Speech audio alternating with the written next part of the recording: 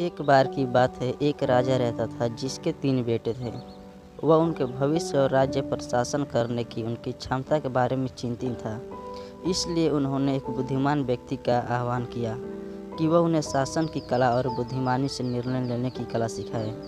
बुद्धिमान व्यक्ति ने सहमति व्यक्त की और राजा से अपने बेटों को 6 महीने की अवधि के लिए जंगल में भेजने के लिए कहा, जहाँ वे जीवन के तरीके सीखेंगे और परिपक्व और बुद्धिमान शासकों के रूप में वापस आएंगे।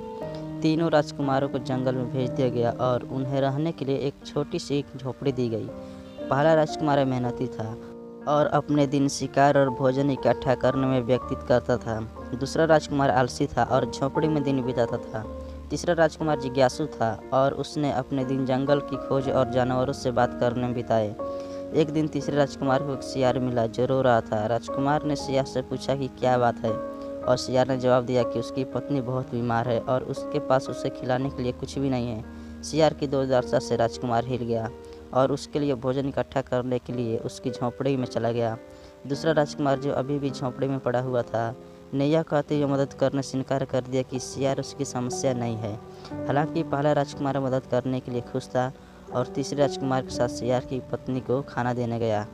अगले दिन तीसरा राजकुमार फिर से सियार के पास आया, जो अब बहुत खुश और कृतज्ञ था। सियार ने राजकुमार से कहा कि उसकी पत्नी ठीक हो गई है और वह उसे एक इच्छा देकर उसकी दया चुकाएगा।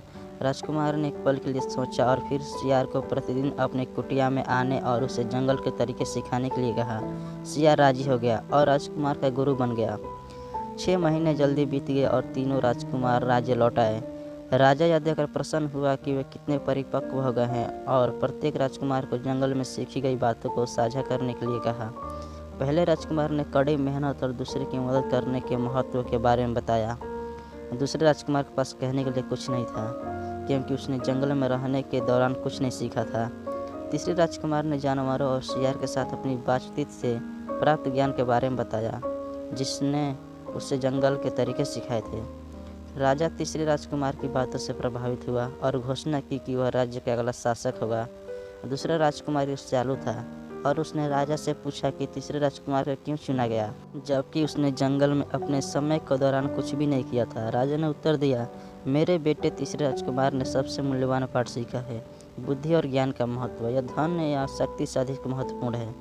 तीसरे राजकुमार ने राज्य को ज्ञान और निष्पक्षता के साथ शासन किया और राज्य के लोग शांति और समृद्धि से रहते थे। पहले राजकुमार ने कड़ी मेहनत करना और दूसरों की मदद करना जारी रखा और दूसरे राजकुमार को अंततः अपने तरीकों की त्रुटि का एहसास हुआ।